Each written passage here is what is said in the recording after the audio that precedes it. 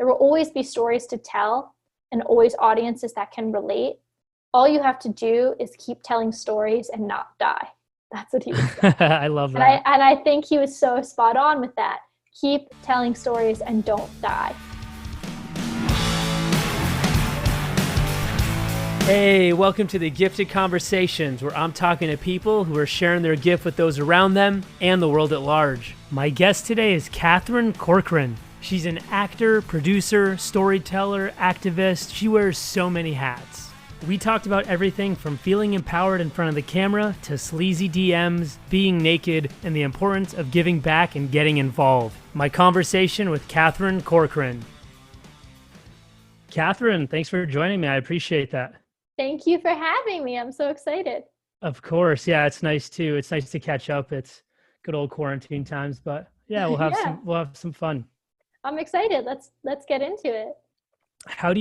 If you're out and about, how do you intro yourself, or how do you like to be introduced? I mean, in what capacity? Like if I'm just like, hey, I'm Katherine. I'm an actress. Yeah, I do. Yeah, I say I'm an actor, producer. I like the term storyteller, but most time people don't know what that means. So you have to get a little bit more specific. But I like that term. If I could choose a term, that would be it.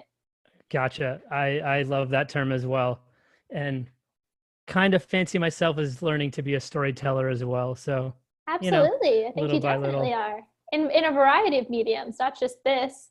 As a musician, you're a storyteller. I think it's very Aristotelian in origin. It is. You flatter me. Thank you.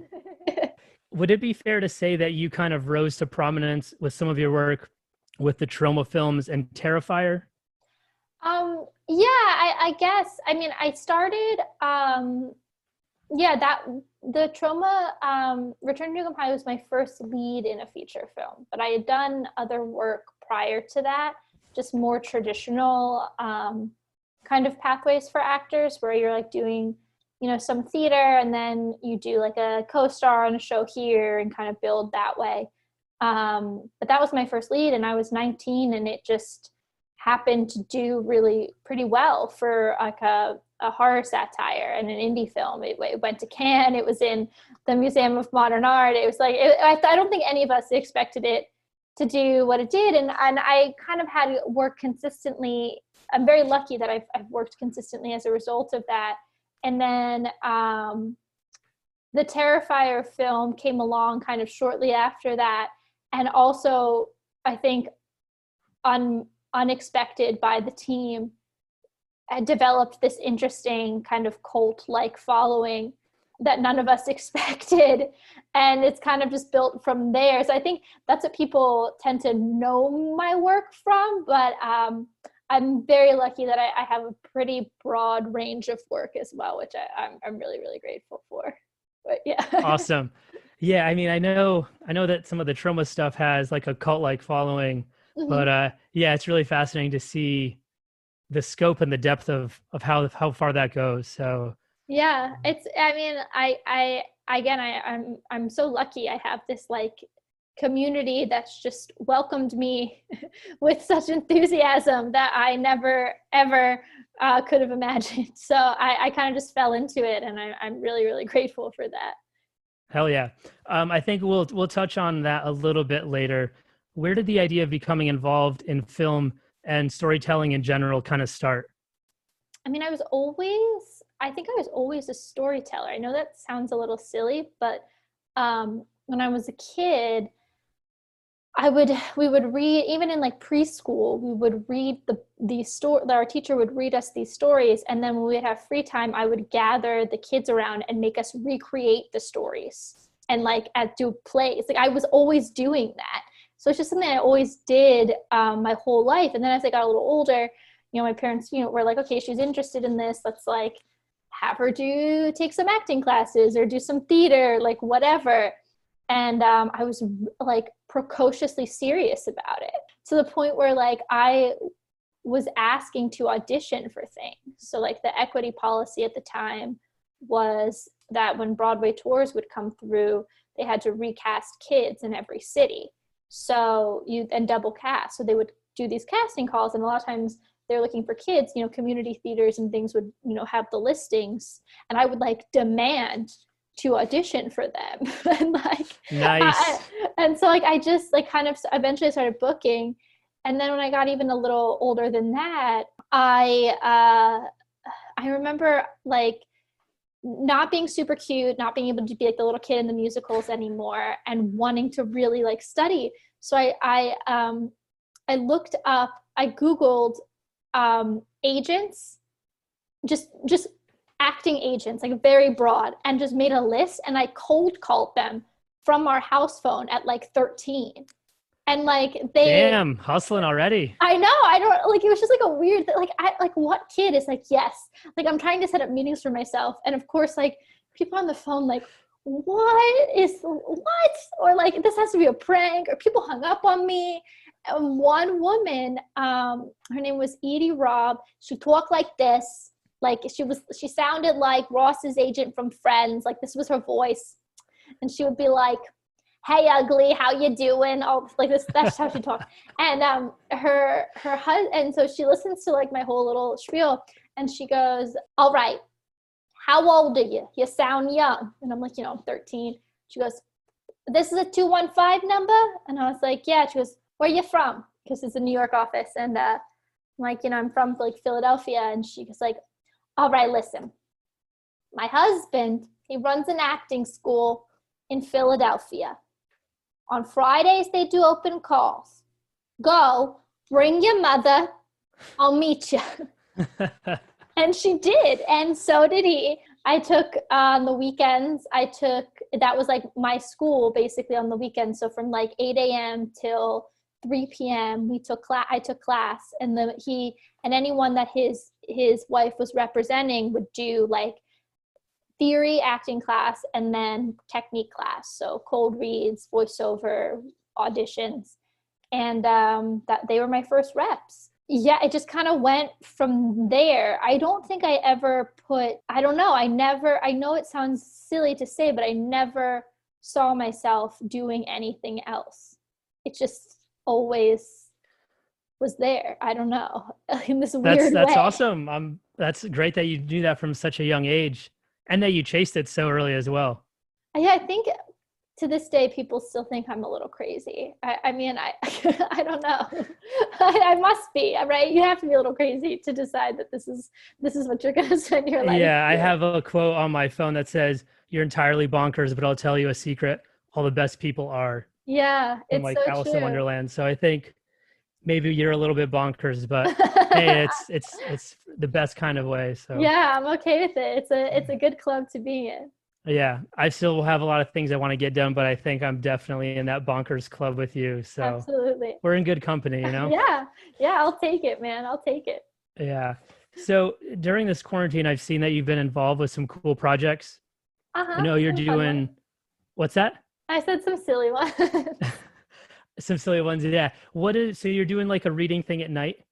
Is that Yeah. you're paired with like an organization or a charity on that?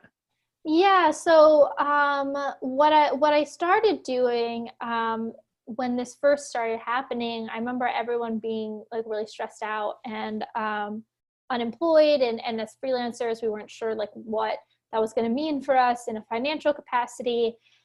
And so I thought, you know, I had come home because I was nervous about being alone, and I was at my parents' house, and I found like this like pile of like 5 children's books, and I was like, you know, I'm gonna just be for my friends. I'll jump on and like get a little drunk and read these books. And then I was like, yeah, I should probably see if we should like raise some money for some of the grants that everyone's applying for or whatever, because we're all going to need it, you know? And Oh yeah. it was just kind of a spur of the moment thing. And I looked into some charities, and I really liked the Center for Disaster Philanthropy because they're all encompassing. So they don't focus their aid on any particular demographic or need.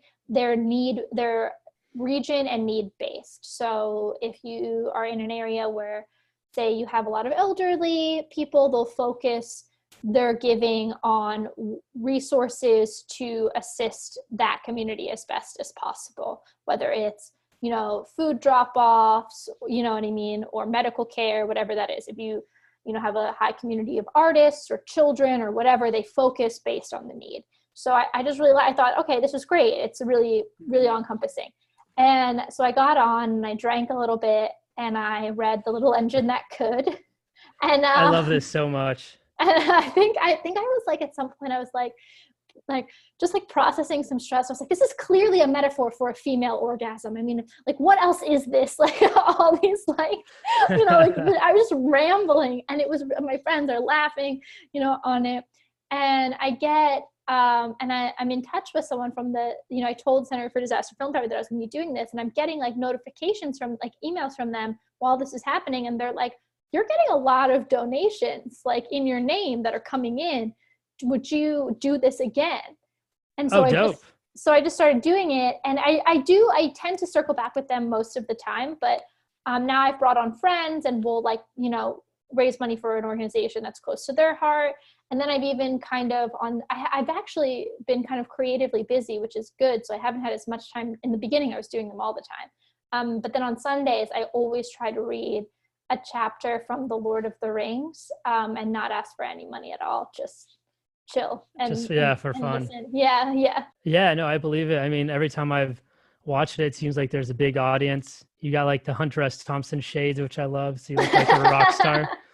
Sipping some tequila, I think it is. And well, that was like, now I've gotten other things too, but at the time I was like, all right, like, I'm just doing this for my friends. This is my friend's glass company. This is my friend's tequila company. Like, you know what I mean? I'm just gonna, like, plug them and be silly about it. Spreading the love, yeah. Yeah, you have to support your community and your people.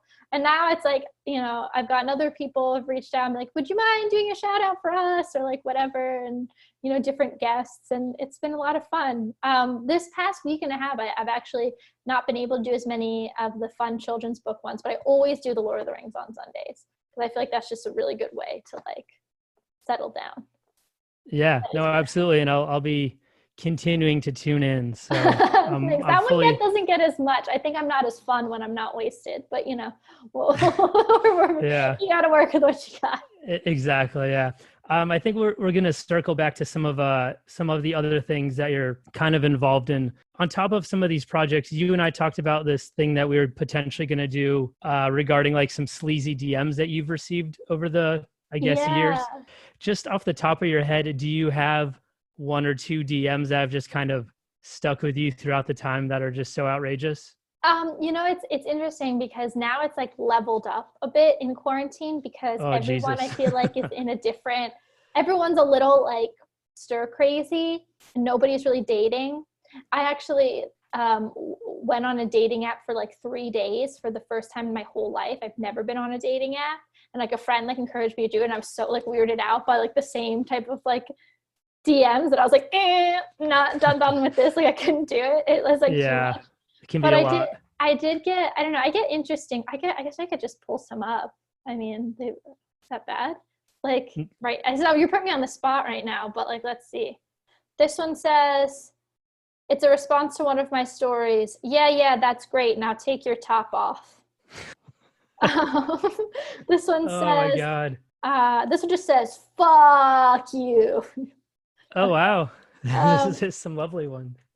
This one's like more tame, but like still like weird. Like why would you just randomly go into someone's DMs and do this? It says, you are one hot, beautiful lady, which I appreciate, but also like, why? Yeah. One person actually once, like, they were watching one of my films and they tagged me like in their story, and I saw it, and it was like, I've definitely slid into this girl's DMs. I'm like, you shouldn't broadcast that. Like, don't. Yeah, that's not a good look.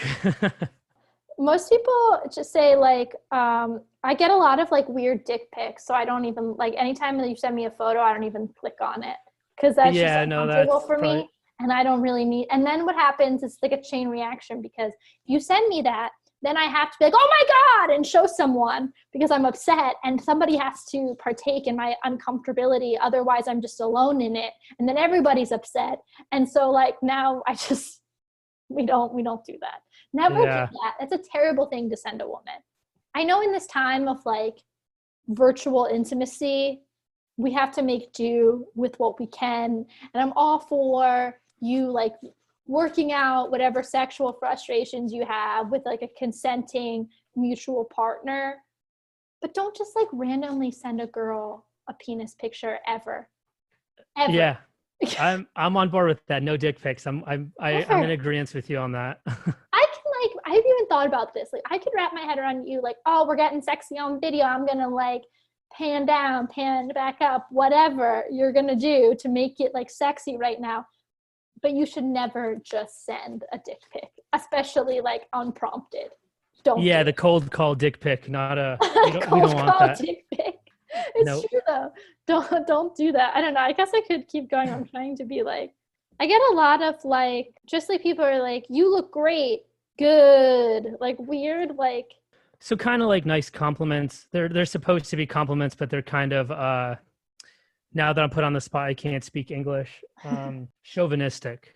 Yeah, I've gotten and if it's really bad, I just block you automatically because if you make me feel really uncomfortable, um, Yeah, fuck off. Like that's, why would you do that yeah, to me, you know? yeah. I've had people more recently. Well, in the beginning, people I had like weird. Every once in a while, I'd get like sugar daddy requests, almost Mm. like I will pay you money for pictures of your feet. And you Oh, say, for the feed, huh? I've gotten feet, Interesting. and like feet is the big one. Feet, and I hate my feet, so that's like I hate feet in general. I have like I'm one of those who has like a phobia. I just don't like feet.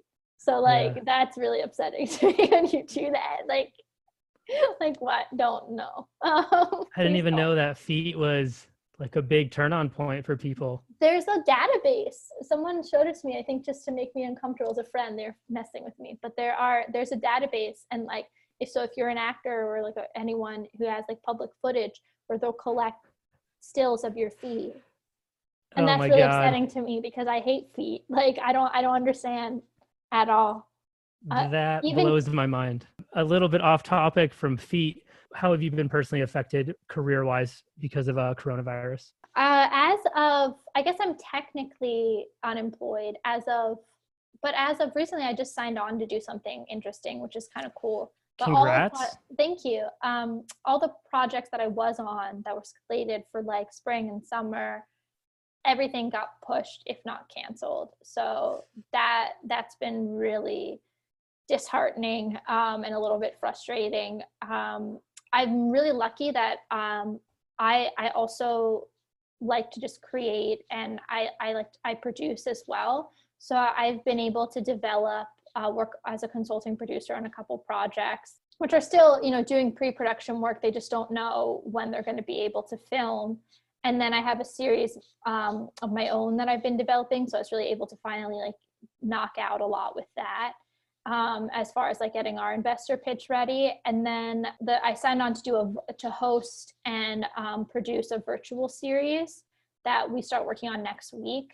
So that's kind of cool, but that wouldn't have come about if not for all my other things being pushed, and now we all have to readapt as a result of the coronavirus. So like even that, it's going to be an interesting experiment because we're going to have to do it all super virtually, and anything that I do in studio will just be me pretty much, and any like similar type of things for like safety reasons and union protocols right now. So yeah, I mean it's upended everything. I'm not in New York at the moment. I still have my place, but it just didn't seem like the best option for me. And I am like debating. I think everybody is. I have this conversation with almost everybody. Like, do we? I know people who are leaving the city entirely. I know people who are just unsure of what comes next. Do we move to a city, an artistic city where productions can happen more readily? Is that unsafe? What? I don't think anybody really knows what happens next, and it's really just this kind of waiting game. So yeah, it's definitely had a big impact on my career, but it's also, and I was talking about this earlier today, the silver lining in it, I think, is that it's forced me, and I think a lot of other creatives, to kind of adapt and find other mediums in which to create and express ourselves, like doing podcasts, I was like gonna say exactly, yeah. yeah, like doing lives, like doing virtual series. I've been experimenting with ways to shoot virtually and testing with different directors and photographers for the past few weeks, and like taking all these workshops just to learn how to like operate within this new medium. And I think it's really pushed me to a creative space that I never would have gotten to without the time to sit and figure it out, you know, because we get so caught up in the hustle and bustle that we forget why we're telling stories to begin with and what we're trying to do. And it's kind of reeled us into this like pure, authentic place where we have this kind of urge to connect and communicate and create, but have to figure out a different way to do it. So in a way, I think it's been kind of a gift. And I think at the end of it, all of us are going to be such more dynamic storytellers and creators, you know. It's just hard to see that when you're in the tunnel sometimes. Yeah, no, I totally agree with you. And even with some of the gifted stuff I'm doing, my motto for a while has just been adapt and overcome. Yeah. But having to take it online to like the virtual things, and then doing virtual podcasts and stuff. And, you know, like you said, I talked to a buddy about the potential like de-urbanization of America's cities. You know, Twitter's letting you work from home. This place is letting you work from home, where it's like, it's hard to live in New York. Like, why is that worth it anymore? So it'll be interesting to see what happens. Yeah, that's an interesting question. A lot of people, you know, have been talking, at least in my field, about like, which opens first, New York or LA? Is LA more conducive because they have more studios? Can they regulate that? Blah, blah, blah. But I think we're learning, there's also a theory that, you know, places that are just kind of isolated, countrysides and things like that will sprout up with bigger film communities, because it will be safer. Everything will be kind of, you'll quarantine together in kind of a summer camp kind of vibe before going into production. And I do think it's made us realize how, while physically distant, how connected we all actually are, and how easy it is to be present and connect with somebody, and to create without feeling like you're in a chaotic kind of atmosphere that does create stress, rent increases, pressure for survival, small spaces, you know. The potential is has never been more open, and that's kind of a really cool thing. And I think that's what happens whenever something is like decimated, and whenever a system is rocked like that, you get this freedom to do anything, really. And that's really empowering, at least for me. I love that so much. Well said. You too. I love adapt and overcome. I'm going to keep that for sure. So you kind of touched on this before, but you said that, well, I've noticed that you wear a lot of hats. So you've done acting, producing, you've done casting, directing. You casted me in this hilarious commercial, which I'm still grateful for. I forgot about that. That was such fun. That was, yeah, we're going to chat about that in a moment. That was so fun, as like scared shitless as I was, since I don't fancy myself an actor or don't know how to react in front of a camera. I know you were nervous, but I was like, it's going to be so great. You're going to love it. You noticed that. That's awesome. You told me you were nervous. I think I remember you telling me. You were like, I don't know about this. I was like, let me just put you in the mix. I think it's going to work. It was so fun. I'm still very thankful. What's your favorite thing to do? I love to act. That's my bread and butter, and that's where I feel most alive. I love connecting to other people's experiences and channeling that and telling that. We talked a little bit, like I was saying earlier, about Aristotle, and I take that with everything that I do. In the Poetics, he says that the purpose of storytelling, i.e. like film, theater, songwriting, whatever it is, art, painting, is that it's the closest we can be as humans to understanding another human's existence or suffering without suffering ourselves. And nice. I love that idea. He says that because at the end of the performance, after you've listened to the song, looked at the work, like the lights come up and you're purged of whatever you've just experienced. And you may have been crying, you may have been laughing, whatever that is, but renewed with an understanding that you didn't have before that experience. And that creates the ability to affect change.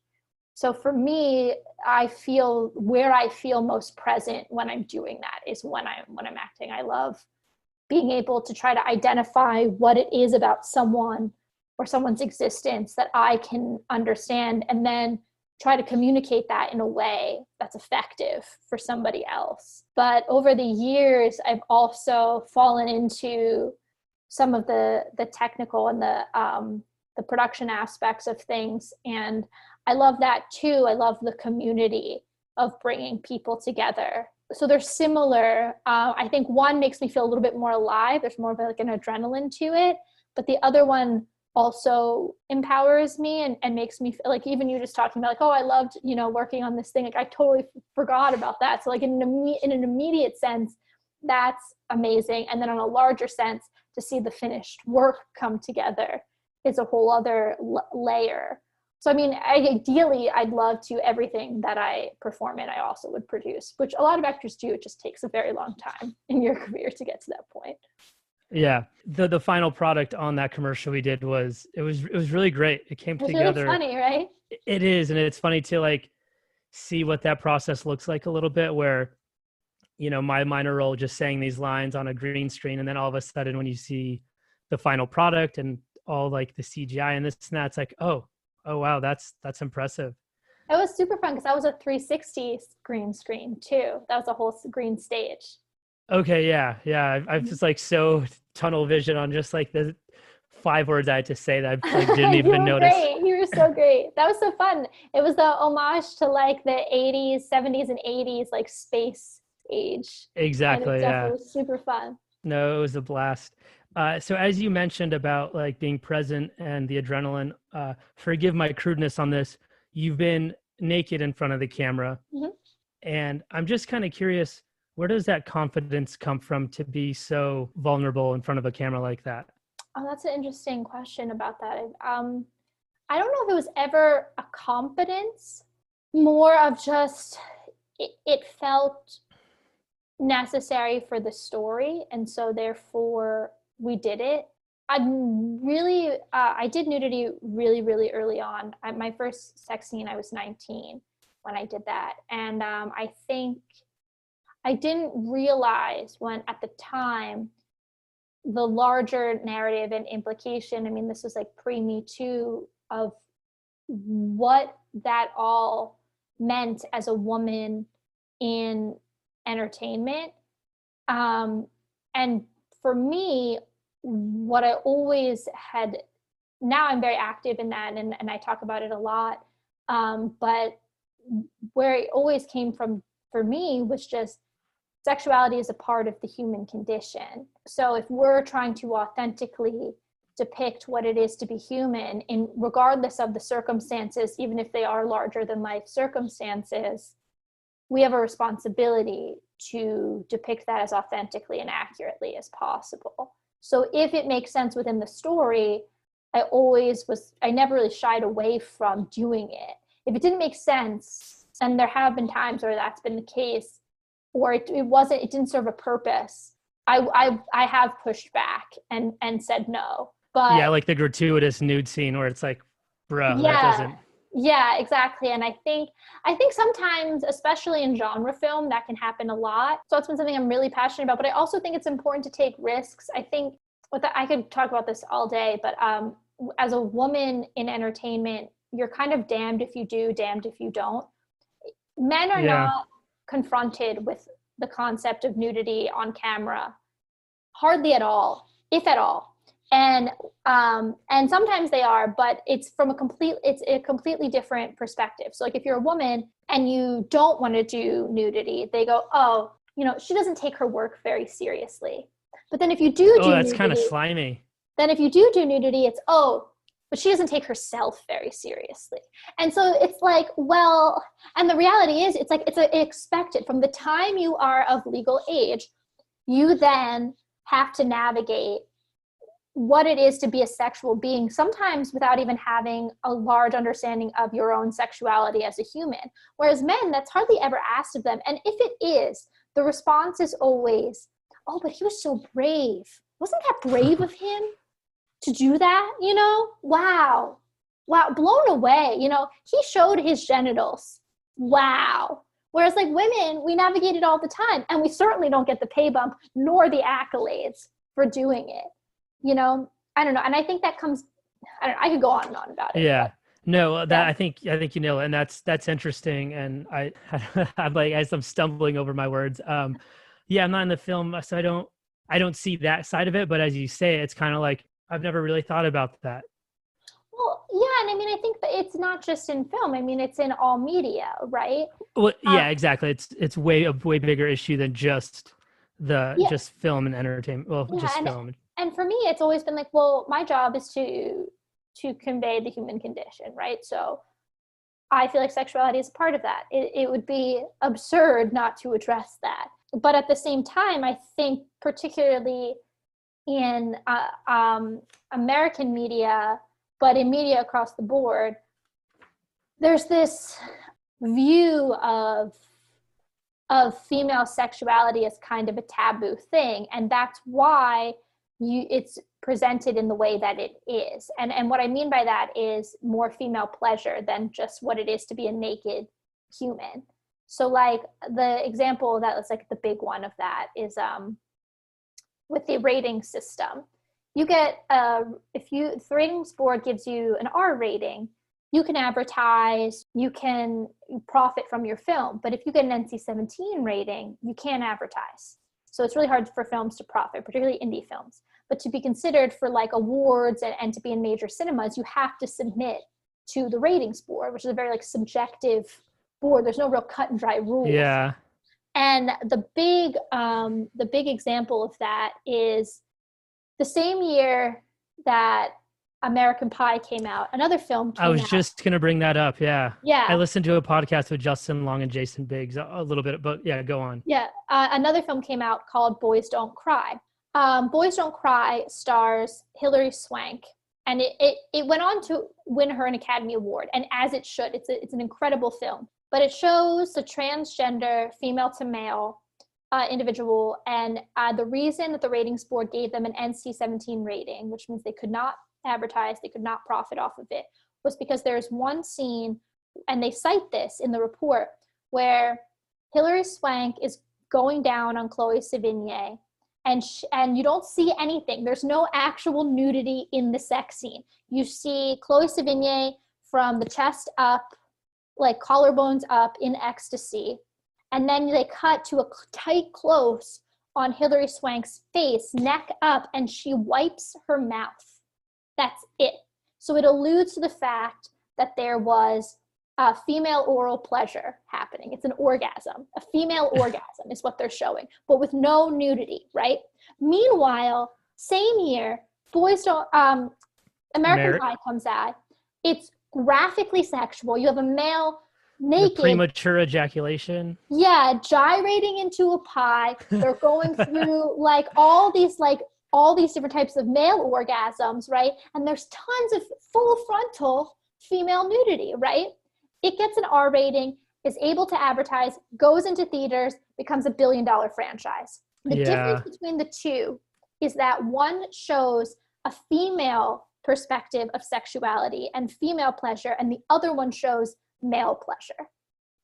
And that to me is just so case in point for what kind of media is and why there's this interesting double standard. So for me at this point, now with nudity, I've kind of taken agency with it, where it's like I'm going to be empowered by it and use it as a way to prompt these conversations, and Hell yeah, that's awesome. And on set and off. And I think that that's where some of that confidence now, at the beginning that was not there, but later in my career has been, in that, well, no, I want to tell this story and I want to tell it authentically. And that might not mean that my body looks the best or that I'm, portrayed in the most flattering way, but I'm going to portray it authentically and true to the authentic sexual experience. Atta girl, I think that's phenomenal. As far as this next question goes, I might have to change this word, but being, I guess, physically naked, that seems very vulnerable to me. Mm-hmm. But maybe the word that you just said is empowering. So maybe I should change it to empowering. Do you struggle with vulnerability? What has vulnerability taught you? Or maybe I should phrase it as what is feeling empowered taught you?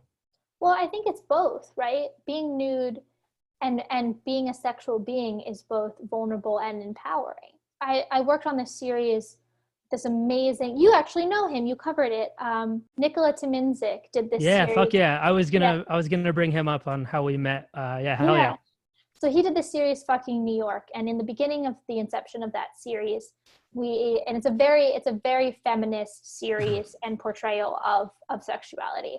And when we sat down to do it, and I don't think he did this for all the shoots, but initially what he was doing was he was having women list 10 things, both positive and negative, that defined their sexual experience, and 10 things, both positive and negative, that defined their New York experience. And we would find that there was always some sort of correlation. They always lined up in some way. And the reason that I theorize that is because you come to New York for one of two reasons, right? Or any city for that matter, but particularly New York. You come to either get swept up in the energy and the culture that is New York, or you come to prove something and to conquer something. So it's about surrender and power, right? People have sex for the exact same reason. It's about surrendering yourself to somebody else and being vulnerable, or feeling powerful and in control of a situation. So I think doing nude work has taught me both of those things, particularly the nude work that I did in that series with Nicola, because I was still in my early 20s and just coming off having done these sex scenes so early on and not really being prepared for what that meant and what those implications were going to be. I just wanted to be an actor and wanted to work, you know? So I mean, there's definitely, and I think all humans, particularly women, struggle with vulnerability and nudity, and struggle with vulnerability in sex and uncomfortability, and that, you know, systemic levels of trauma on a variety of levels. But I think in exploring the psychology of that through art and through storytelling, I've been able to learn about that and find power in that agency. Amazing. That's incredible. I mean, the way that we even kind of met in the first place was through Nicola and Yeah. you doing the photo on top of the police car, kind of where we live in Bushwick, I think it was. Yeah, that was my idea, actually. That was after the initial shoot, but yeah, that was my Oh, idea. nice. Yeah, just the amount of courage to do that on a cop car to me is that was badass, man. I Ah, love that. thank you. It was phenomenal, and it's funny how that's kind of how we ended up getting linked up. But I Yeah. still, that photo is dope. So Thank you. I still love that article. That was a great article. Oh, thank you. I appreciate that. One more thing on kind of the topic that we were talking about, and I'm going to try to say this without being clunky. Did you at some point get involved with an organization, or did you start something that kind of talked to young women and aspiring women on feeling safe on set or doing safe nude work? Yeah, I mean, I work with a lot of organizations that do that, but I've been doing it a little bit more on my own over the years. As I do appearances with like the sci-fi and horror Comic-Con conventions and things, I always ask that I be allowed to speak on a women in film or women in genre panel, that if they don't have one, that they put that together so that we can have these conversations, because this inevitably always comes up, especially with young women. And I've been privileged enough over the years to be able to teach and lecture at some universities, and I always at the end of my seminars open up the last, couple minutes for just like questions, things we haven't covered. And this would always come up, always, even pre kind of Me Too movement. And after that, I always give my class my email and things. Girls would reach out with questions, or they were dealing with things. And so a lot of times now I'll work with, I work with young men too, but particularly young actors, young women.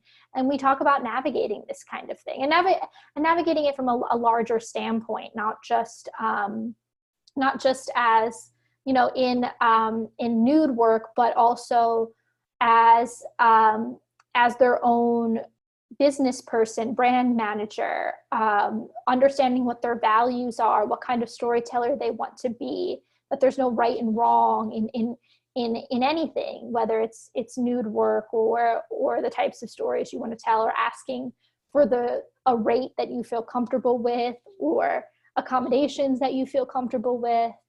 And I've gotten good feedback. So I feel that it's been beneficial. I mean, I can't say for sure, but I do have a couple girls that I've worked with for years, and they, will call me and be like, guess what I did today? And this and this. And like that's the most gratifying thing, because at the end of the day, that's kind of what we talk about as storytellers in general, is being able to give someone an understanding and a power they didn't have before.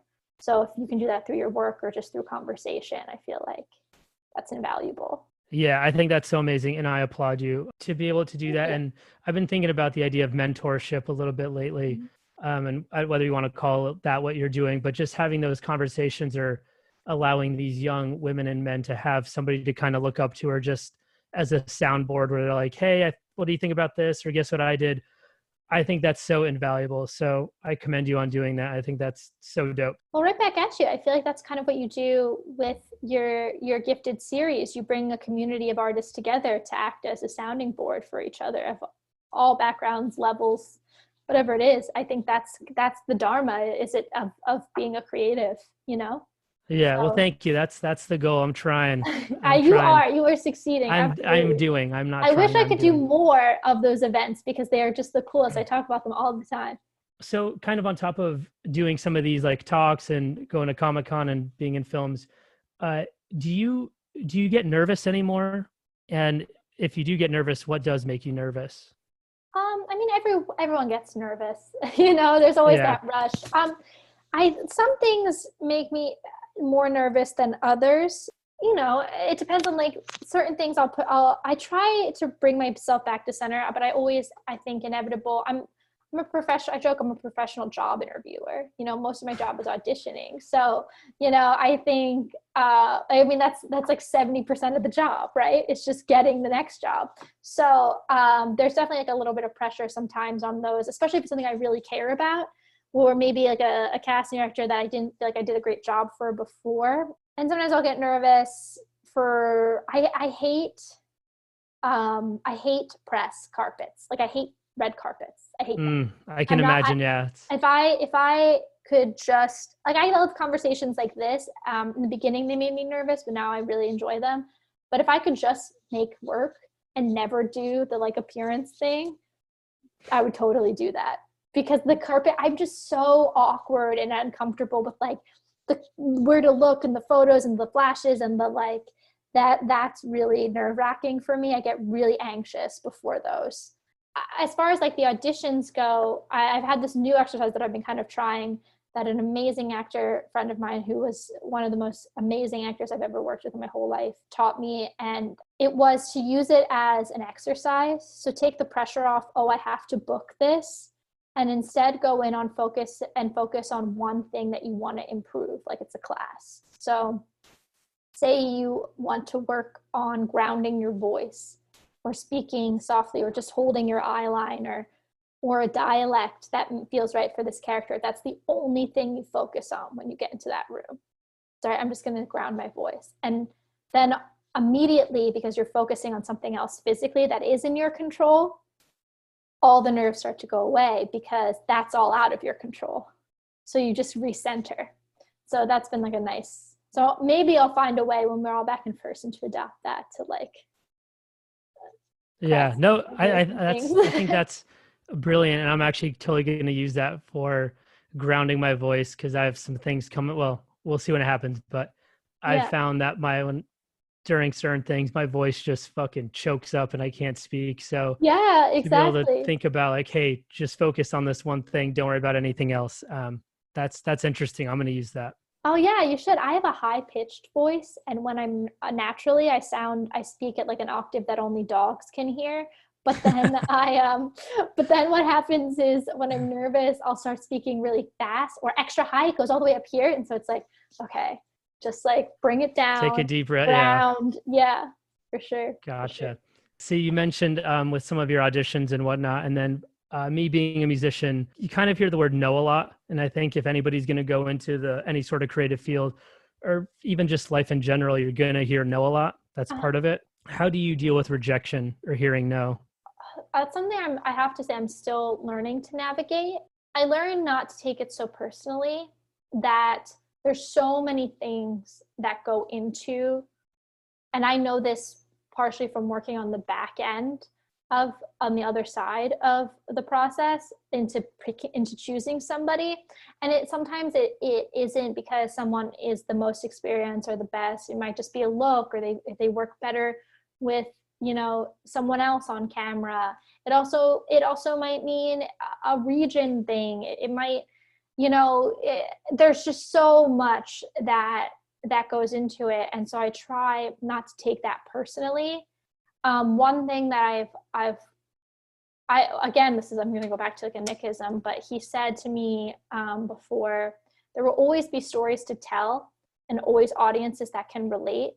All you have to do is keep telling stories and not die. That's what he was saying. I love that. And I think he was so spot on with that. Keep telling stories and don't die. And because that's so true. So that's what I try to tell myself, that like, and trust in that this has always just felt so inherent in me.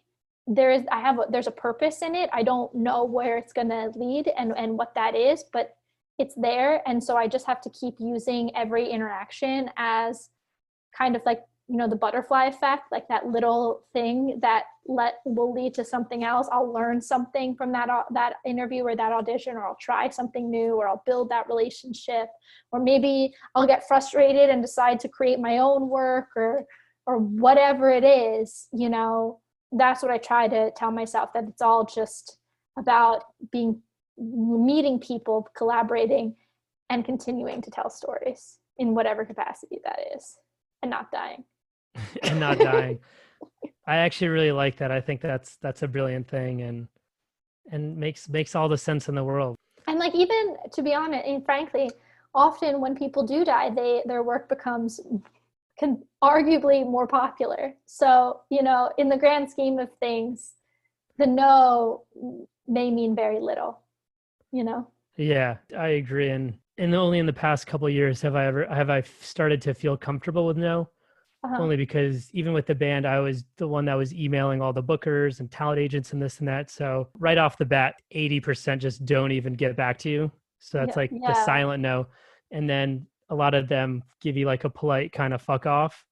But every now and then you get something that happens, and it's like, that's what we're going for. So it's like, keep asking, storytelling, and don't die. Asking. Don't give up. Guillermo del Toro says that. So then his Academy Award speech a few years ago, he said, the door is already open, so just kick it down. Oh, wow. That's awesome. Yeah. And I love that. It's like, it's already open, so kick it down. You know what I mean? Like, you don't have to try so hard, just kick. And I think that's still part of it. Also, that's a cultural thing, I think, too. Americans, we tend to not respond to our emails. I find in London and in the UK, they're very responsive. They'll tell you no, and it's very polite, but they always respond, which I just appreciate. Like, just say something. Yeah. Even if it is a polite no. Yeah, exactly. That's so much to ask. Yeah. And there's freedom in no, right? Like, I always say, like, there's my people and not my people. If you're like, not my people, great. I'm not wasting my time. Yeah. Try to fit into someone else's box for you than it is to just find people who want to build with you, you know? Absolutely. So we kind of touched on this earlier, but can you just kind of tell me what Troma is? And then can you maybe tell me what your favorite film that you worked on with them was? Sure. If possible. Troma Entertainment is an independent film company. They hold the title as the longest running truly independent film company in the United States. And what they mean by that is they have never been bought by a larger subsidiary. So a lot of independent film studios operate under the umbrella of a larger company. And they never have done that, which is very, very impressive. They also distribute their own work as well.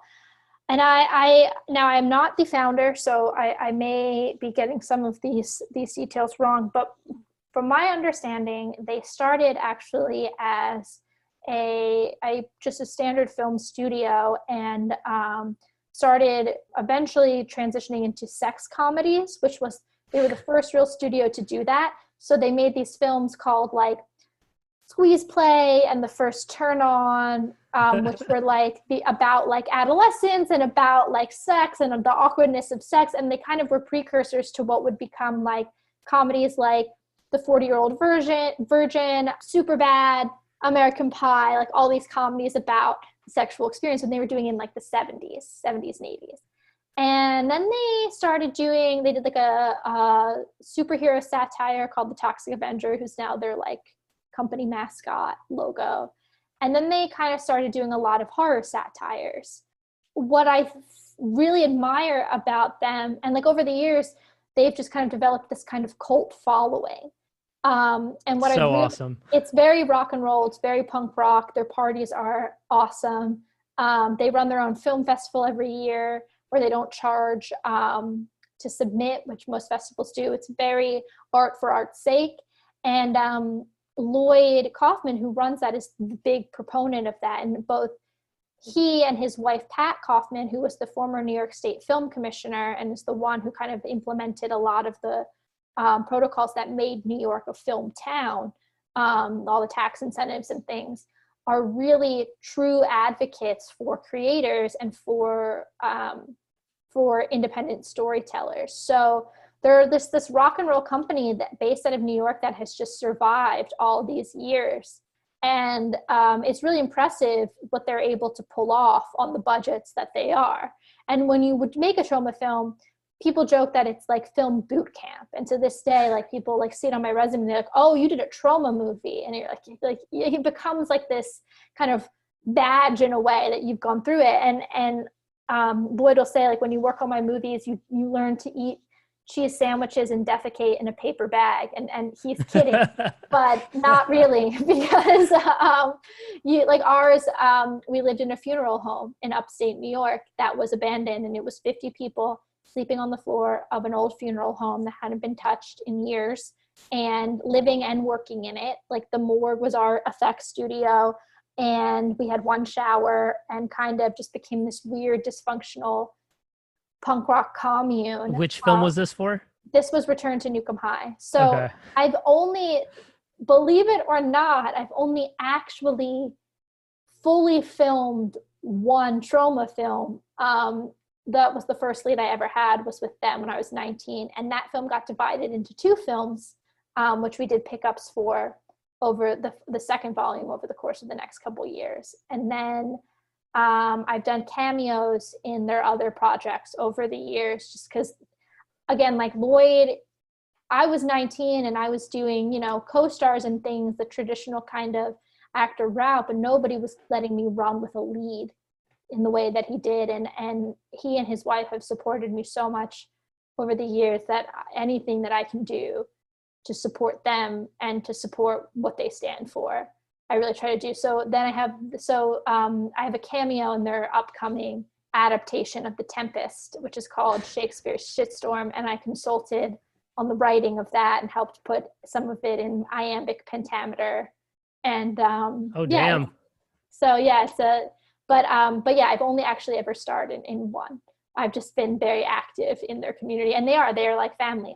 Awesome. Yeah, I've still kind of just scratching the surface of those movies and that whole world. But again, from that commercial, I think there was some people that were kind of involved in certain films, just like those movie posters. And just from what I've heard, it just seems like such a quirky and interesting, crazy rock and roll experience. So. It is. I remember when I auditioned for it, I was like, there's no way they're going to hire me. I am not cool enough for this company.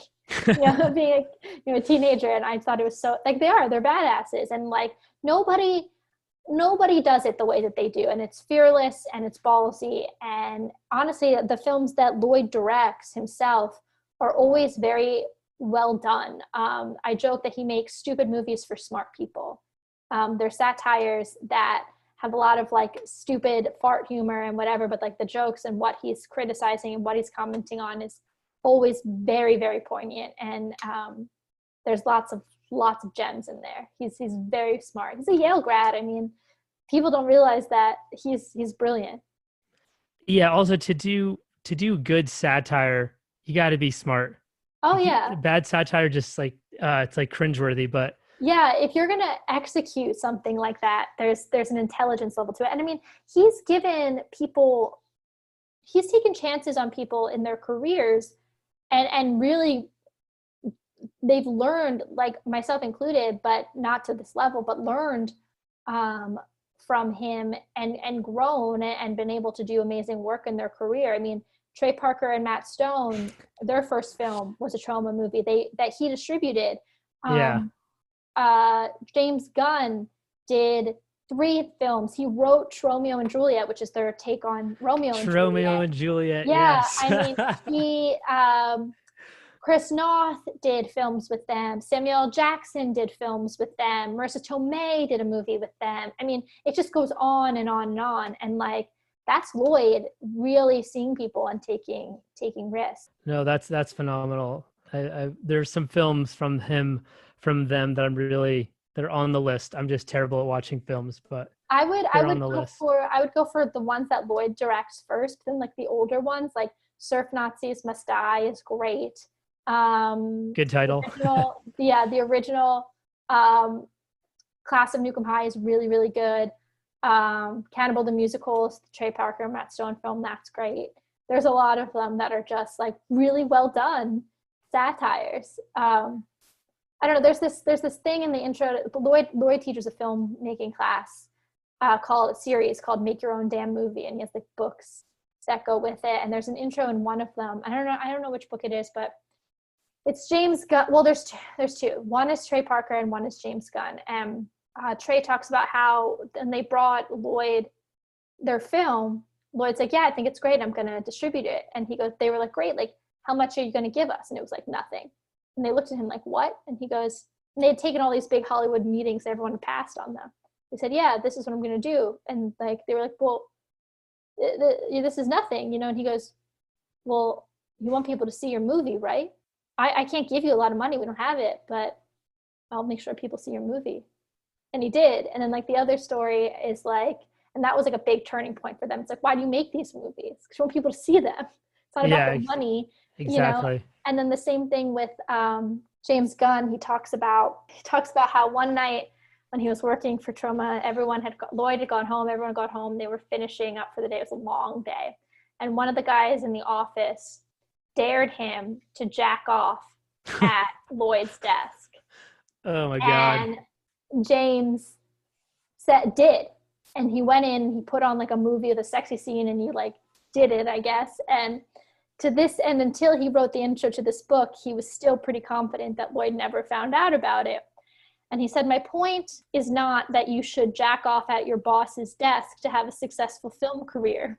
But my point is that if there weren't filmmakers that like Lloyd who took risks on jack-offs like me, we wouldn't have some pretty amazing filmmakers and pretty amazing storytellers. And I love that. And I think that sums it up pretty perfectly. Yeah, exactly. That's very well put. That's also hilarious. Right. What's a successful life look like to you? Oh, that's interesting. I've been thinking about that a lot, especially recently. I think for me, it looks like an existence wherein I can live comfortably only creating. Not one of those people who needs to make millions or needs like a certain level of material things, but I would like to be able to only focus, on the things that I want to work on and have that luxury, which a lot of people don't get to, and be able to leave behind more good and have given more than I've taken. So leave behind something positive that affected at least one person positively. I would hope more than that. But if I can walk away knowing that I made somebody's life better and that I've given more to this earth than I've taken from it, I'll feel like I did what I was supposed to do. Well, I mean, feels like you're, if not already doing it, you're getting close. So thank you. I hope so. Yeah. Keep up the awesomeness. Thank you. Right back at you. Thank you. Yeah. One day at a time. Right. Especially right now. I was just going to say, especially right now, it's so insane. What's a life lesson that filmmaking has taught you? To trust yourself, to trust in your stillness. I have a really hard time calming my mind and calming my energy. And I always feel like I have to be doing something and being productive. And that reads sometimes on camera. And some of the best advice that I ever got was to trust in my stillness, to just be. It's okay to just be. And I think that extends into life. I think filmmaking also taught me the value of community, and that there's always a home for you. There are always people who will see you, you know, even if you feel like that you're alone, there are always people who will see you and will listen to your stories and will find them meaningful. And I think beyond anything else, it's taught me to take risks and to be fearless in your life, because this is all that we have, you know? Yeah, this is it. That's that was powerful. A good one. Everyone's ever asked me that before.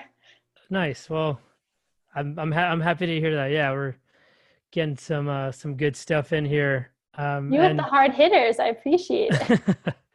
As I was looking over these like earlier today and last night, I was curious to see how they were going to land. I'm like, because I want this to be like kind of light and fun, but also getting something interesting, Yeah, so. It has really nice ebbs and flows. I really, really enjoy it. Awesome. Just to kind of close things out then, what's the dream of yours that you've always wanted to do?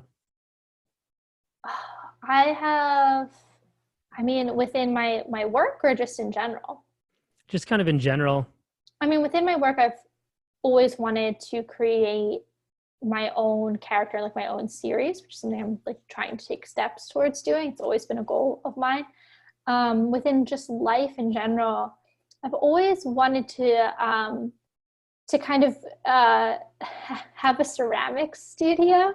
I know that sounds really silly. Yes, no, that's amazing. I love working with my hands, and I love building things, and I would love to create, like, to have a studio space where I could do something like that and like invite maybe like kids in to play, and that.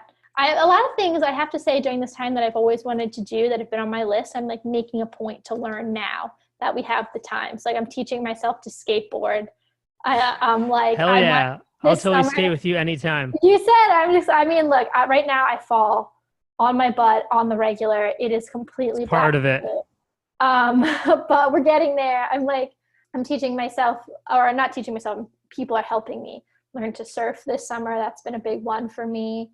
And I think my big goal once this is all done is to just travel more and with more abandon, a lot of times I'm always like overthinking if this is practical or whatever, and to just I've always wanted to just feel free and like I could just go where I'm supposed to be. And I think that this time has actually allowed me the reflective ability to figure that out, at least vaguely. And I hope that like we use this time to really exactly answer those questions. What do you want to do and why aren't you doing them?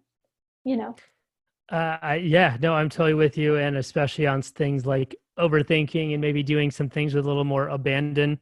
Yeah. Just because I'm very analytical with certain things, where sometimes maybe the better thing would just to be like, throw caution to the wind and just fucking try something. Yeah. So if you want to get in a van right now and drive cross country, you should. Like if I think this has taught us that everything is so fragile. Yeah.